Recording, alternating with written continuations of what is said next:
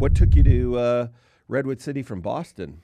After grad school, I spent a couple of years consulting with the Department of Energy in Boston, and then after that, I was looking at an opportunity where I could really get to work on the new emerging trends around energy, specifically on the dynamic nature of energy. So there was this particular startup that I was particularly interested in joining called Autogrid Systems that had spun out of Stanford. And what they were doing was the early work that laid the foundations of creating virtual power plants. And so I got an offer from the company, and I was like, "This is my dream job. I'm definitely moving to California." So there you go. I've always been in this space of the nexus between power, the climate, energy systems, and policy. So I think that was probably the most incredible journey I've had with that company, really looking into how technology plays such a key role, but not the most major role on bringing about change. Yeah. What was fascinating for you about it when you first got started? I think if I take a step back, I'm trained as a mechanical and aerospace engineer. So my first job was up in Buffalo, New York, where I was working on like extremely large, like Yeah. jet engines for industrial applications, doing like cryogenic cooling. You couldn't have found a colder place, obviously, to do that kind of research. Well, I guarantee you, I don't know what they were doing with cryogenic cooling, but they were trying to figure out how to make it work in their hut out on the lake so that they could do their ice fishing there in Minnesota. I have a great deal of affection. Many of my friends are from Buffalo, but I'm like, bro, 4 months of the year, you need to move away. There was a time, I don't know how recent this data is, but there was a time, Rahul, that maybe 10 years ago, they'd never had a recorded day of greater than 99 degrees, which is fine. I don't want to be super hot, but just Yeah. that anyway. Buffalo's a great place. So that's where you went to get started? Yeah, that was my first job, research and development, working on something that we called aerothermodynamics of turbo machinery. So all that I was doing was designing better blades, better mechanical systems to increase efficiency for these energy consuming large plants by 1 or 2 percentage points, right? And that had obviously a huge financial impact. Yeah. But it also had me thinking at that point. I have always been interested in this intersection of like technology, engineering, and its broader societal impacts. Right. Coming from a family of engineers, it's always been a point of discussion. So I really started thinking, what do I want to do with my career? And it's oftentimes when you're young, it's like it's confusing. There's so many opportunities. So one of the things that I did, I still remember, is I just laid down what are the 5 grand challenges that would be interesting to spend my lifetime around. And so there was definitely questions around poverty elimination, healthcare, climate, what is energy, what is sustainability. This was back in the early 2000s.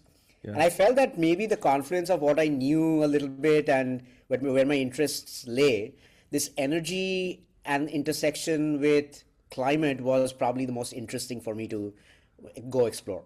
So what I did was I packed up my bags, went to grad school, spent several years at MIT exploring this very question, where I was looking at how does new technology innovations percolate into extremely large complex systems. So I took aviation as a complex system, and I was looking at how do you reduce its overall emissions impact.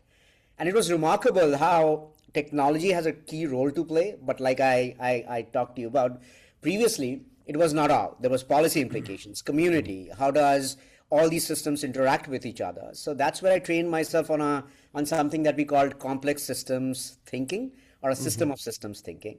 Yeah. And that's what essentially got me started on this entire career path, which is, can I then take this into the built environment and start exploring what's happening with power plants at that point? And this company was doing amazing work at that point, and so I moved. It was great at that point. Here's what I guess what I want to ask, because that's fascinating, but I know a whole bunch of people that have come from an engineering celebrated, and if not elevated in their family or in their network, for some reason that happens. And they might go to a Harvard or MIT or Cal Poly or Tech, Georgia Tech, or whatever. There's a I'm drawn to one of these institutions.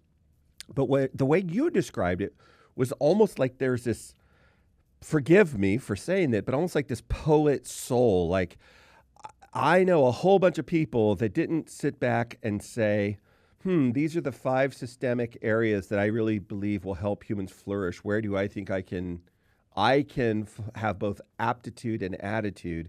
Most of them say, where's the money? Show me the money. And so before we get into Hammerhead and some of the other stuff, what about, I don't know if it's your family, I don't know if it's the faith, I don't know if it's the culture you grew up in, but what about, do you think of that early thing that put something in your heart that said, I'm going to apply the intellect that's been both given to me and cultivated, and now I'm focusing it so that I could pursue one of these big areas for the rest of my life? That's a really good question, David. In fact, now that I think back, I actually don't know where it came from. It was almost like this innate thing, maybe driven by curiosity. It's like there's something larger to work on rather than just purely for monetary purposes. It could be Yeah. upbringing. It could be that I mean, again, I grew up in India and came to the United States for studies. I've always looked at the US as that beacon of both technology, thought leadership, and that's what attracted me to come here in the first place. And I found like ample evidence of like really big thinking happening both at the universities, even down to the labs, even to regular conversations I have even over a glass of beer in a bar. And so Right.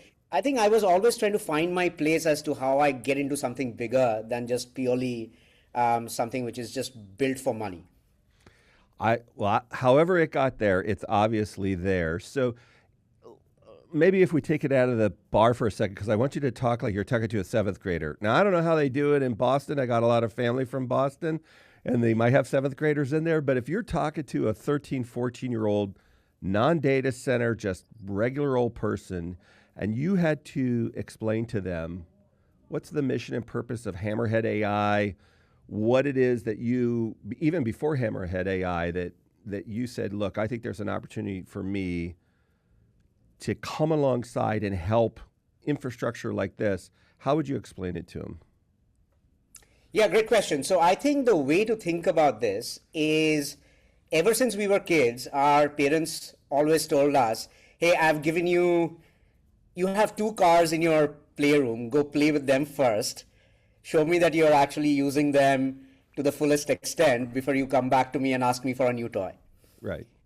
I think what we are seeing now is something very similar, where yes, there is the need for powering AI now and powering AI for the future. People are taking a lot of different approaches as to how they think about it.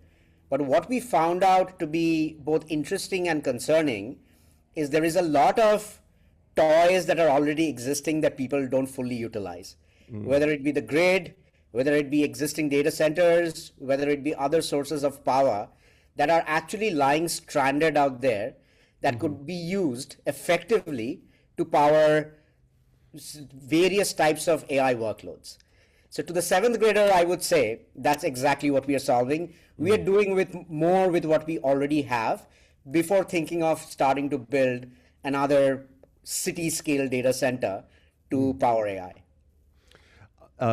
I've been in the data center space for a long time. It sounds like you are at least familiar with it, if not directly in it, so you can be adjacent to it. And it's not been uncommon where, choose your number. We run at 30 to 40% of efficiency, and what we mean by that is of the potential that could be used. If you've got 10 cars in your analogy, the potential to play is with 10 cars, right? Or 9 with a spare. But rarely do all 9 or 10 get played with in this analogy. 3 or 4, or if you're really sophisticated, 5. Can you explain why that gap exists in the first place before we move into sort of some of the ideas that you've got? Like, why are people only playing with 3 to 5 instead of the full 10? The reason is that everything from the system, from the design of a critical infrastructure, is always built for the peak. And it's not specific to a data center. It's specific to the grid as well. where you assume it's going to be the worst day of the year. You will have equipment failures. You will have all the workloads show up at the same time. In other words, you have 10 toys in your cupboard. You would expect all your friends to come on over and play with all 10 toys. And Right. therefore, you need 10 toys. Right. That's how the system is designed. But when the actual workloads do show up, we see that you're only using 30 to 40% of your nameplate capacity. But this becomes not a question of saying it was poorly designed. It's a question of, can you then orchestrate that underutilized power in the best possible way that benefits all involved? If you say, I'm just going to run this at 80% utilization and build more risk for the data center operator, it's not going to fly. If you say, hey, AI NeoCloud, come in and put in your workloads in something that could be flexible, but you have to say the same 5 nines worth of prices and costs, it's not going to fly. So there also needs to be a business model innovation about how all of these comes together. And Yeah. that's one of the reasons why over the years, people haven't really explored this avenue to go monetize. Yeah.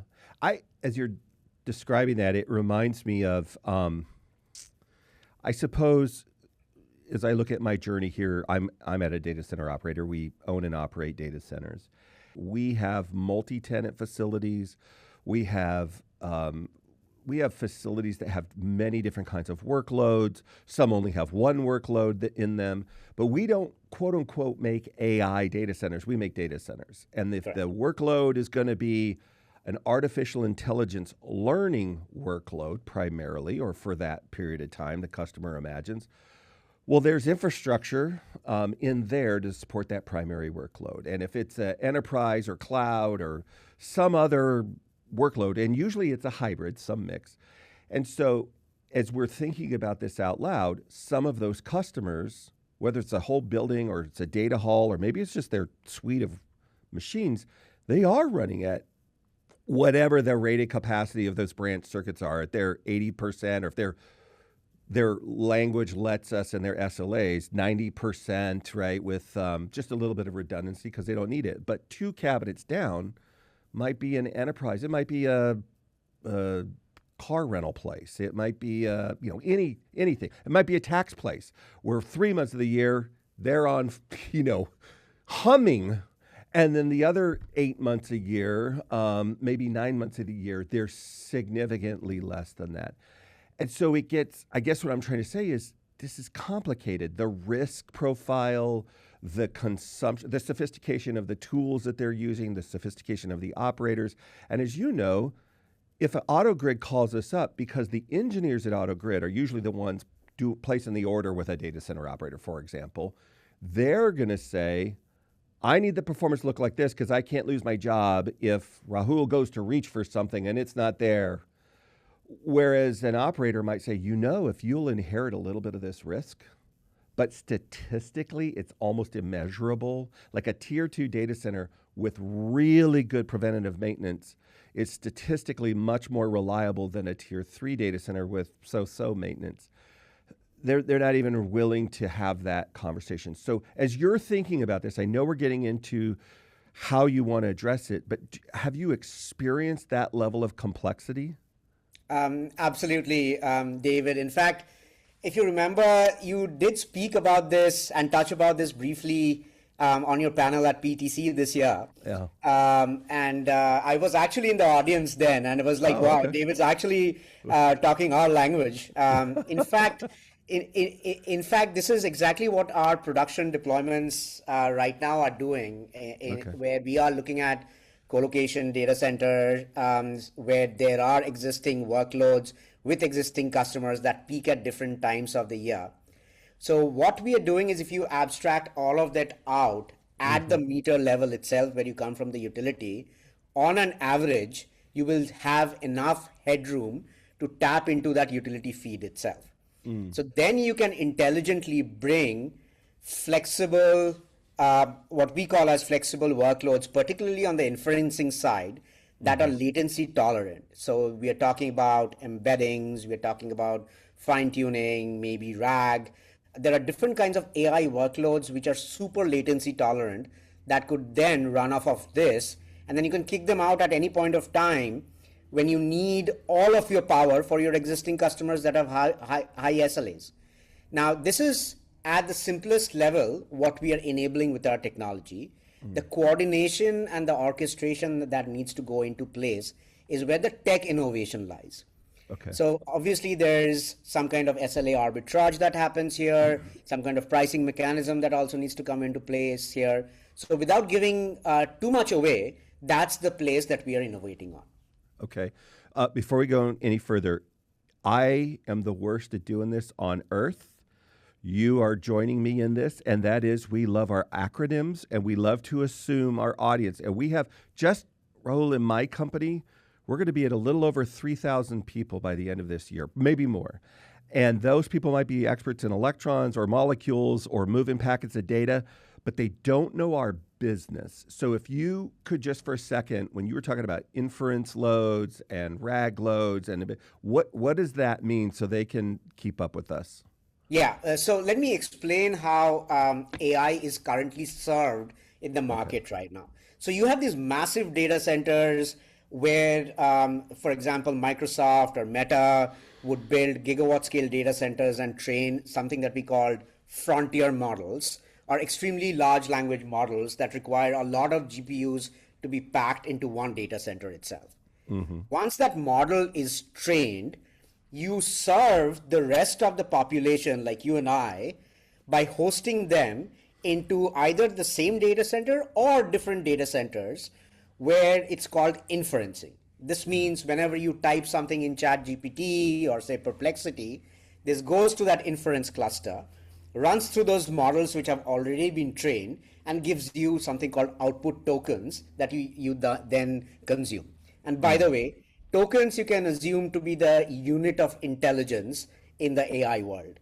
So every time you query something, it gets converted into tokens that runs through the models, and they produce output tokens, which you then consume. So essentially, inferencing is where money gets made after you have spent trillions of dollars on training these models. So you can think of inferencing as the monetization play. Okay. And inferencing is, by the way, going to be the biggest power consumption driver in probably the next decade. It's not going to be training, because now everyone across the globe will try to use different AI tools, and you need more inferencing. And 80% of the load growth is going to be driven by inferencing. So that's what we mean by inference. Okay. I love it. And you're exactly right. Like, I use it in so many ways today. And I've gotten 1,000 times better, not just at my queries, but in building projects. And I use different tools for different things so that it's able to maintain the instruction set as I update documents. I'll tell you, and I'm going to get off of this, but this has been my new favorite way. I shop at Costco, Kroger, Publix, and Sprouts. Those are within my area. And I have been training this thing. When I ask you for this kind of food, these are the things that my wife is allergic to. These are the kinds of things when I say this vegetable or protein or whatever, assume, and you can ask me back, and I keep teaching it like it's my Jarvis, right? Ask me back. Wait a minute, you just ordered that condiment 2 weeks ago. Did you already eat that condiment? Oh, you're right. Let me double check. Let me check with the warden who knows better than me. No, to take that off the list. Or, on and on and on. And so now when I go to my doctor, I bring my one pager because I've been talking to this thing, and I don't have it do any diagnosis for me. I just have it keep orderly records. Hey, how many times did I mention this, and this? This many times. These were the times of the day. And oh, by the way, don't forget to remind your doctor about, that's right. Like and that's probably oversimplification of, I'm not using it anywhere to its full extent, but it's learning me not just how to make sure I spell well. And while that can intimidate people, I suppose if it gets out of control, but it just helps to increase my quality of life. I know we're getting back to the stuff, but has that been your experience? Absolutely. And what you're saying is how we are starting to break up our lives into something that we call context. So we have always talked about, okay, what's the context behind you asking me that question? What's the context behind you doing a particular set of actions? So that's what these large language models thrive on, which is the context that you have created for it, and based on which it gives you a response. So this becomes also a very interesting inferencing optimization problem, by the way, that how much of this context do you need to save? Are there privacy questions? Are there security questions? Yeah. Can you optimize the amount of energy you spend to save all that context? Can you ship those contexts between different kinds of models or to different data centers? So all these becomes fascinating, like engineering and technology problems that a lot of really, really smart people are working on a regular basis. But to get to the brass tacks, the more context, the bigger batches, the more fidelity on the models that you have, the better the responses get. And in fact, I've started to say to everyone who says, oh, AI can't do this, AI can't do that, you have to caveat that by saying, for now. For You now, never know yeah. what the next model is going to do. Yeah, no, I completely agree. So if we go back to the peak provisioning was the way we solved the challenge. In fact, there was a time sort of related to this where what we would now call hyperscale, back then we called them wholesale, but whatever, these big customers, they didn't want to share a data hall, not just because they had different security things. It was practical things like, are we going to compete for that freight elevator? Are we it's a fully operational facility. So systems are coming and going all the time. But really, at the heart of it, it was they didn't have a way to demise or have visibility into their environments out of the shared. So that could be power, bandwidth, activity. We don't allow cameras in areas, but they wanted them on some infrastructure. And so we began, 10 years ago, maybe, creating APIs so that we could demise them. In other words, we could give them, for that era, incredible visibility. And we were able, without impacting negatively, because they were air-cooled data centers, the airflow and the traffic flow. But through tools and sophistication, we were able to give them visibility so they were more comfortable. Now they could get the economic advantage of being in a N+1 environment that didn't have to be wholly dedicated to them. And it sounds like, well, that's how we solve that problem. So if we're talking about the peak provisioning problem, your preamble in our discussion before the show and now this is, look, we think we can bring visibility in the way that I'm just now describing, whether it's at the meter or wherever it is, so that with confidence, you don't have to do peak provisioning. We can demonstrate it because we're going to give you visibility. It's a lot of words, but are we on the right track? You are absolutely on the right track. That's for maybe newer builds that are going to happen in the future, where you bring some of these design principles and lessons learned in. Because fundamentally, everything that's driving this is the paucity of power right now. You can still go and buy GPUs. You just can't go and buy power at will. This was never the case before, right? Because power was always a second-class citizen. The power price and the energy price never even ramps up to where it becomes meaningful from a data center construction or an operation perspective. But now, because it's become an infinite constraint, it's at an infinite cost. And so everyone is looking at how best to use the power that has been provisioned to them. So our market breaks up into two different parts. One is, can we do more with existing data centers itself? That's one problem to solve. The second problem to solve is what you are talking about, which is, if we are looking to build a brand new data center, are there better ways to build them? So we want to solve both those problems. Of immediate, for us, we also want to run as a business. For us, the immediacy is on existing infrastructure, because that gives us the fastest path to value creation. And so we are looking at existing infrastructure and how to optimize them better. The lessons learned will translate over to future builds. So how do you do that? So what we are doing is, for existing data centers, particularly colos, which have a lot of stranded power, we are coming to the data centers and saying, look, we have customers that would be willing to take over a share of this stranded power that you have available. Let's figure out the right way of orchestrating, enabling those customers. And that way, everyone, right from the data center itself that makes more revenue, selling that stranded power that it wasn't able to sell before, benefits. The AI neoclouds specifically that we are looking at benefits by getting quick access to power and also getting quick access to power at some of the probably best locations around the country where they can go locate their inference workloads. And then at the same time, all the OEM manufacturers that we work with also benefit because now they can sell more equipment to make those, to take advantage of that power. But let's not lose sight of the fact that you're also seeing a humongous amount of community lashback for newer builds. And that's all that the news talks about right now. What this does is it lets you build responsibly, meaning you already have a data center in place. You're just running it much more efficiently, and thereby you are not looking to increase your built environment footprint. You're doing more with what you have. So everyone benefits from this play. How are people responding? And before you answer that, when these conversations have come up in the past, now granted, we didn't have sophisticated tools that where we could demonstrate, hey, look, this is how we feel like it's going to mediate or mitigate the risk.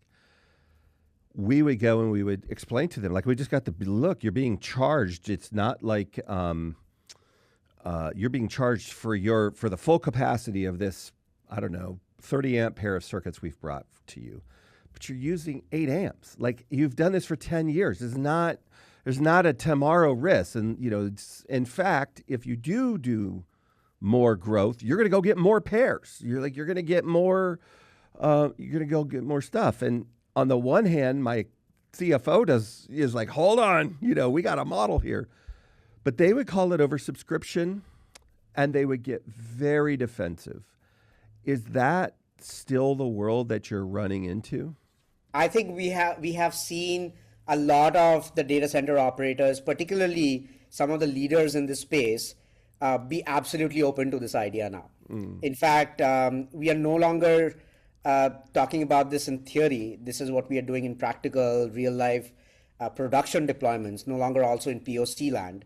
So I think we are seeing a lot more acceptance that this is exactly how we get more out of our already existing infrastructure and therefore make more money out of it. I think that the objections that you're raising is what we had faced when we were initially doing the due discovery in this space. But I think we have seen that that's completely gone away. People are looking to experiment and get more juice out of their existing infrastructure. For sure. I could see if you're an operator and you're the only tenant, and even an organization like ours, like, I can promise you, my COO, my CFO would be like, if we can get more capacity, that's less I have to worry about with UPS, that's like 100% we agree that we can put to work. That's really what we're talking about. Capacity that lives here, that's not idle. Utilized. That's right. And we want to put it to work. That doesn't make any sense to not put it to work. It's our customers. And so when I say customer, again, it's kind of like talking about AI. My customer, I'm just going to say, is ABC credit card company. Let's say they do 60% of the credit card transactions on Earth.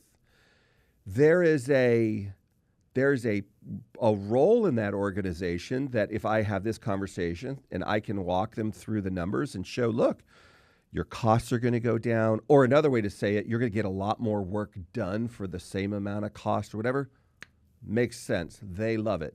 But there's a risk assessor there who is used to doing things a certain way, and there's an engineer there who's used to provisioning things a certain way. How do you, beyond a fiscal conversation, and for them, and I'll just say this, the data center operators, to your point earlier, I have community groups, even if they're not activated, let's just say they're sophisticated. I've got 20 years worth of community groups, and they love our data centers. Now, some of the new communities are scared, and they should ask good questions, and I 100% agree. But even in my downtown Atlanta metro, for example, that's a 1 million square foot facility. We have 3 more buildings next to it. That whole campus was probably around 400 megawatts. I got other campuses much bigger than that in other places. And so not all community is afraid, but every single one of them is, you better be a good steward with the resources. You better be a good steward with noise and energy and water and dirt and mud, like all the things with the jobs. I think you and I are personally aligned. We're aligned. But how do you have that philosophical conversation? Because my customers in there, their motivation is, this must be 100% up 100% of the time. If you have a PR challenge, that's your PR challenge. That's not the sheriff's 911 or Avis or whoever. I'm just making up names. That's not their challenge. So how do you, not just the technology, which I think we're going to continue to talk about, but have this philosophical conversation so that we're all on board with both reliability, stewardship, and accuracy? David, so the way we are doing this is we are not touching your existing customers that already have contracts at all.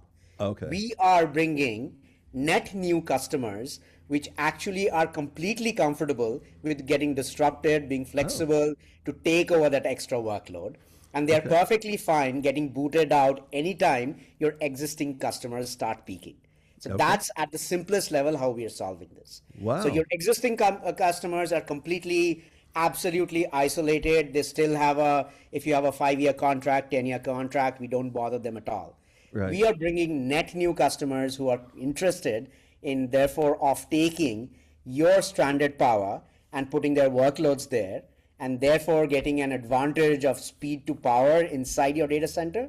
So we are bringing you net new racks, net new customers, and therefore net new workloads. I imagine, tell me if I'm not on the right track, and I don't even have any of this written down. It's just fascinating. Plus, you're fascinating. So I knew this was going to happen, so I apologize. But it almost feels like some of our customers, everything they have is in that data center. Now, it's highly redundant. They've got multiple racks and multiple fiber and network, and they might even be in different physically distant locations, but they're in the same data center or the same data center campus. That customer might be more difficult to have this kind of conversation with. But I imagine there are other customers that say, yeah, I got a footprint there, and I got one across town, and I got one 2 states over, and my resiliency, my redundancy is coming from this geographic dispersion through high-speed connectivity.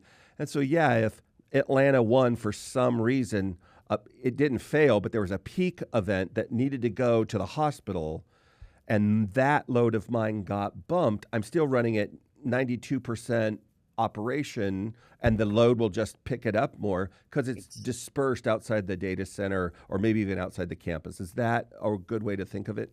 100%. You hit the nail on the head, David. Okay. So that's exactly what the portfolio benefits give to you. So if you have, say, a flexible pod here, a couple of flexible racks somewhere, 2 megawatts here, 4 megawatts there, you can distribute not only your loads where there is headroom available as a function of time, but you also increase your net resilience, because there's something that I haven't talked about that data centers such as yourself have already built out, which is an engineering marvel, which is everything is networked. In fact, the latency we are looking at in terms of inferencing across different data centers is at most like 60 milliseconds or so, which perfectly, if you are looking at transcribing our conversation, why do you care if it comes to you after an hour or if it comes to you after an hour and a half? Do you really care? There you go. No. Unless it was transcribed by the University of Florida because they're in our SEC championship and they drive us crazy. But other than that, no, I don't care. There you go. So there are these classes of workloads which are perfect for this kind of an application. And if you weren't using this kind of infrastructure already existing, what you would have done is gone and built another small data center or another large data center instead of using infrastructure that you already have. Yeah. So help me to understand this. You might have already touched on it, but Hammerhead. So you've seen this thing. It makes philosophical sense, and you're whiteboarding with peers and you're going to investors. You've got this storyboard laid out. Look, here's where I think the opportunity is, and I know that these customers exist. then they're going to say, okay, Rahul, tell us what technology are you going to deploy in order to make this happen? So how do you make that happen?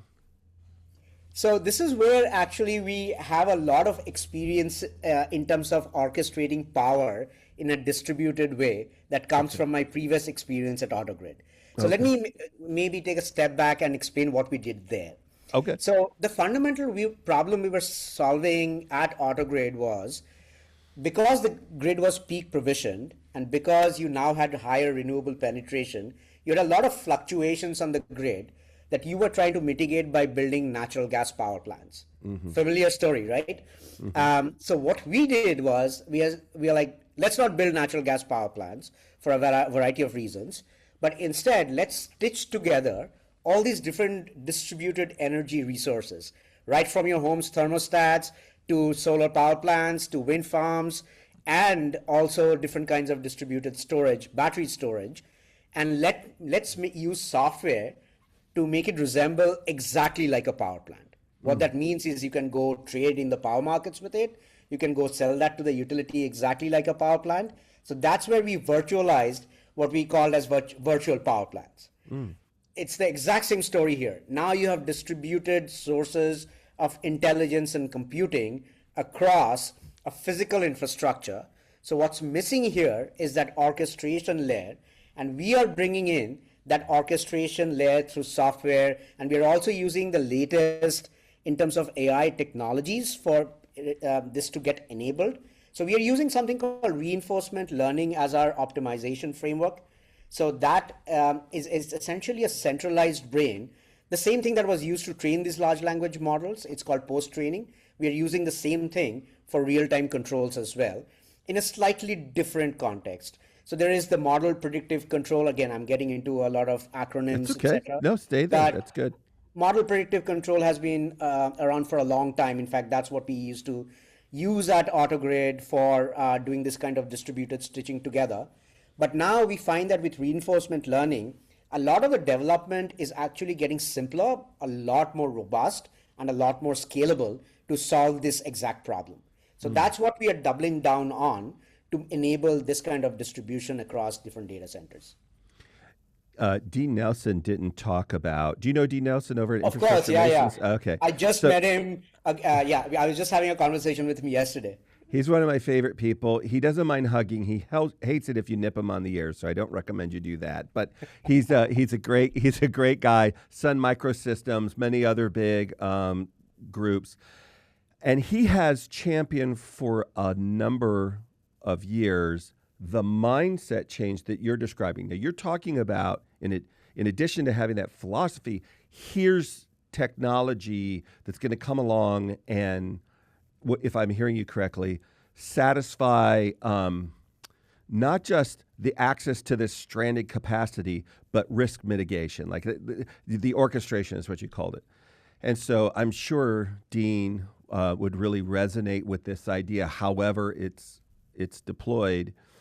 But it almost, here's the juxtaposition I think it finds us in, because while data centers today, there's a lot of, I think, overwhelming misinformation, or there's information that's accurate, but it was rogue actors or something. And I'm not saying everybody's innocent. I believe we have a pretty good track record. This is not a defense of that, but there is certainly a lot of agitation. But you know what? The only thing in community engagement that gets people as activated as the phrase data centers is artificial intelligence. And so it seems to me that the folks at Hammerhead and the folks that, and we've had a number of CEOs from AI organizations here, and if these audiences that are really concerned, and I hope they are, I hope they're being good citizens and they are really thinking through, but with a pursuit of truth in mind. That's what they want. Like, that's just pursue truth. And if it confronts something that we already are claiming as truth and it's actually not truth, well, then let's shift our mindset, right? So how do you, in your community engagement conversations with the people when you're at the store who are like, oh, AI, well, you're part of the take our jobs problem, or you're part of the, and you wanted to explain to them, no, hold on. I'm actually empowering the infrastructure. I'm empowering humans. I'm empowering the workers that are going to be working this. This is the benefit that we're giving them. How do you have that conversation with them? It's a difficult one because, as you mentioned, um, the current the current narrative around AI is about job losses, is about deep environmental impacts through data center buildouts. And even yesterday, this news came out that 50,000 people in near Lake Tahoe are going to lose their connections or their utility connections because Nevada Power has to allocate that to data centers. So there is a lot of pushback, and rightly so, by the community. But the amount of enablement that AI offers to us as a civilization, and where it takes us, better medicines, better materials, quick access to information, all kinds of different ways by which your life becomes a lot more productive.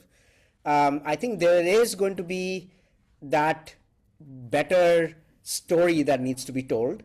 I don't think that has come to the forefront yet, because you hear about Meta laying off 40,000 people, Microsoft laying off 20,000 people. That has been in the news for a long time. But the amount of productivity gains that is happening across, just purely by, again, better materials, better science, better physics, quick discovery of medicines, that's often not talked about. And that's Yeah. what this can enable. But again, with great power comes great responsibility, and it has to be not just concentrated on a few hands, it has to be democratized. So therein lies the science technology society problem. Well, we're going to move on a couple other things, but what I dig so far about you, I'm so glad I got to meet you, is, hey, look, I'm all in. I don't just, here's why I think leveraging this tool for prosperity and helping those infrastructures get modernized and reducing the need for future infrastructure before we need it. Like if we can get all the value in your talk about using capacity that's there, because Dean's talked about this for a long time, and so that the timing of the new infrastructure coming online fits our neighborhood much better. We're not, in many cases, saying no to the thing. We just want it on time because we're able to leverage to the maximum ability what it is that we have in front of us. And so you got to have passionate people that are willing to not just defend their idea, but do it in a way where we're not, look at the spreadsheet, pay attention. Like you're showing up and you're listening and being available. But I wrote something down here from our earlier conversation that I really liked. And it was a conversation you had with us getting ready for this a few months ago. And you said two ideas have shaped how you think. Schumacher's Small is Beautiful from the 70s and Sutton's Bitter Lesson from 2019, which says brute force compute always beats clever methods. How did these land for you when you first read them, that tension between them? Can you describe what that is for you? Yeah, this is going back to my formative years, obviously. I mean, E.F. Schumacher is one of the reasons why I decided to spend the rest of my life working on this problem about energy, power, and what that does to society. And in a lot of ways, I strongly believe in the things that he wrote about, what is it, about 50, 70 years back. But I think I was probably looking for an answer as to why do you always have to build bigger against what E.F. Schumacher was talking about, that small is beautiful. Right. And that's the answer I got from Richard Sutton, who, by the way, is the father of reinforcement learning. Um, so there is this amazing tension where right now you can brute force your way towards intelligence, which is why you're seeing this bigger and bigger and bigger bills rather than going for the elegant solution. We have seen this before. This is not a new story. It's going to continue till I think we have to prove that we can go away from what Richard Sutton talks about to what E.F. Schumacher talks about. So we have to be able to successfully, elegantly show that small can be beautiful. So that's where I think we bring a much more elegant solution to this problem of serving inference. And it's not a brute force solution. So that's how it's shaping our company and our thinking. Well, I love that idea. Here's is where I'm just kind of keeping an eye on the time here. Um, how are you now? So we were talking earlier about net new customers, net new um, people that are going to reside in somebody's data center.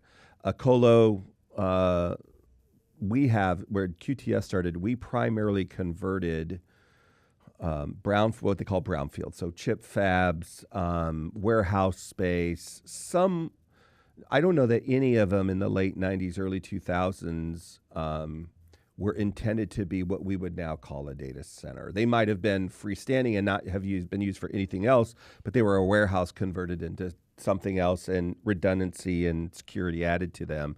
But just as often, it was a heavy industrial site that had languished, hadn't been used in a while. Old Chicago Sun-Times building, it's because it's got this big redundant stuff, had big power there, had access to connectivity, all these other things. We repurposed those. But there are columns all over the place. They're not particularly efficient. It's much better than, taking all that embedded carbon, wiping it all out and starting again. The infrastructure's there. It's already zoned. Let's go. And many of those areas have been completely rejuvenated. Here in Atlanta, they make most, if not all, of the Marvel movies right across the street from the data center, where they told us 15, 18 years ago, no one will ever come here. And I don't mean that to be obnoxious. We're just like, well, we got access to power and these are the things. And so as you're helping us, the operator, have conversations with the new generation of customers coming in, because the only way I think, Rahul, that's going to work is if we could talk about it like we did with Dean philosophically, but where that would then take us, Dean will probably kick me next time he sees me, but where it would take us is, okay, I'm in. So how do you do it? Like who's bringing the tool? Who's bringing the sophistication? How can we trust it? So how do you help operators like us first understand the minutia of it, not just the philosophy, but prove it to me. And then how do you help the people who are going to be listening to this podcast get engaged with seeing how it works in the wild in real time?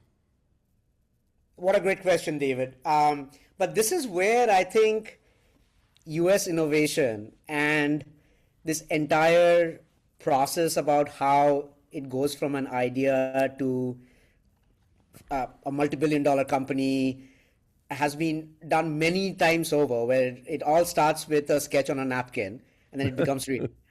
And there are traditional ways by which you do that, which is you raise capital, you do your experiments, you go talk to customers, you see what their objections are, you go in a very systematic way of removing those objections and showing that this works, and therefore it goes through the adoption cycle. We've all heard about crossing the chasm. We've all learned a lot about how exactly a startup goes through its various journeys. I think the US, particularly the innovation ecosystem, has shown how it goes through that process. So we are exactly doing the same thing over again, which is we're listening to what the experts say in this space. We are bringing fresh new thinking around this.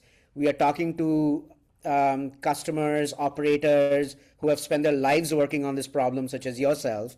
And then we are figuring out what we can bring along from both by raising capital, bringing talent together, and going through the startup journey of making this successful. And that's the only way, in my mind, and probably the quickest way that we can make it work. Yeah. One of the things that I'm hopeful for is we've had a lot of success when it's not just the tool, it's not just the confidence that, maybe this tool will work.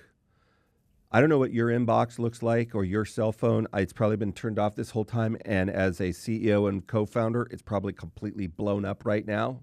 People off camera like, hurry up.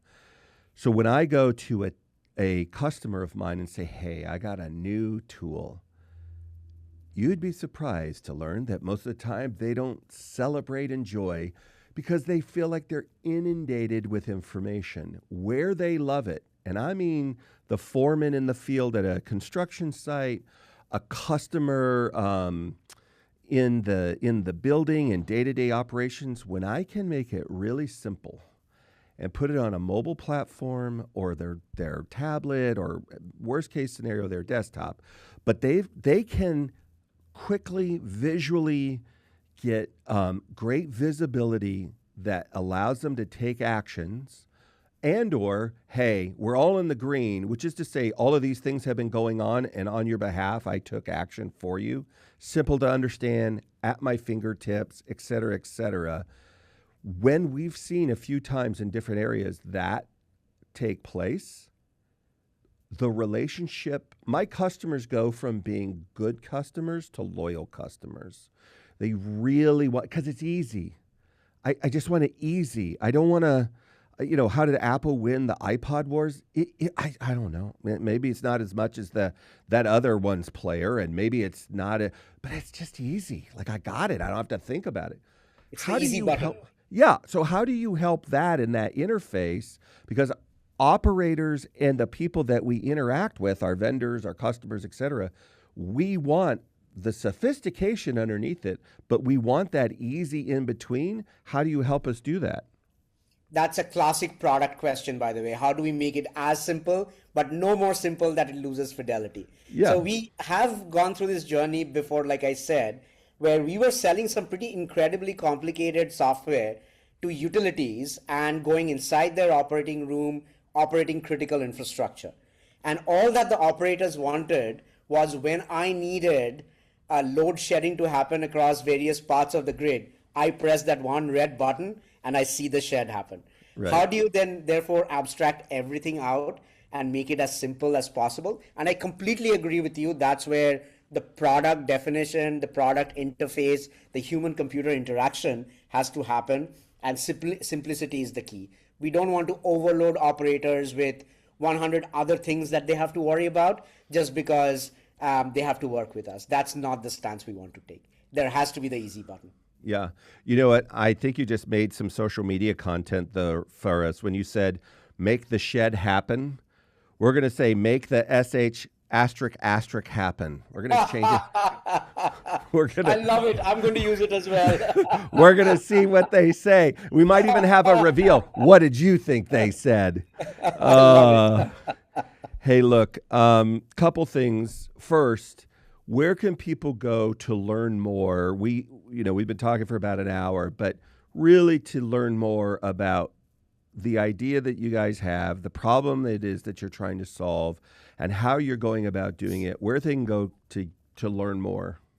Yeah, come to our website, but even better, just email me, rahul@hammerheadco.ai. I'd love to have a conversation, because the more conversation like these that I have, the more I learn, the more impressed I get, and the more probably neurons fire in my head. So I'd love to have a conversation the old school way, rather than just like going via websites or social media. Yeah. We are in Redwood City. Would love to host anyone who's interested. Come over, grab lunch with us. Okay. Again, email me at rahul@hammerheadco.ai. Well, we'll make sure to include the links for that. But before we go, one last question. If people have listened to this hour and they've taken away nothing else, what is the big idea you want them to take them away? Here's the problem, needs to be addressed. Here's how we're doing it. What would you want to say to them? So I think this is what I want to have people take away, that we are not in a power crisis right now as you hear everywhere. We are actually in a utilization crisis, meaning that we have capacity available everywhere that we should utilize first before thinking of either going into space for space-based data centers or reopening 3 Mile Islands. There's more we can do with what we have. So that's the problem that we want to solve. Rahul Kar, thank you for coming on the QTS Experience. We appreciate it. It's a pleasure, David. So nice talking to you. Thank you so much. Our great pleasure. Hey, if you liked that, hit the like button. And if you loved it, hit the subscribe button. We'll see you next time, everybody. Have a good one.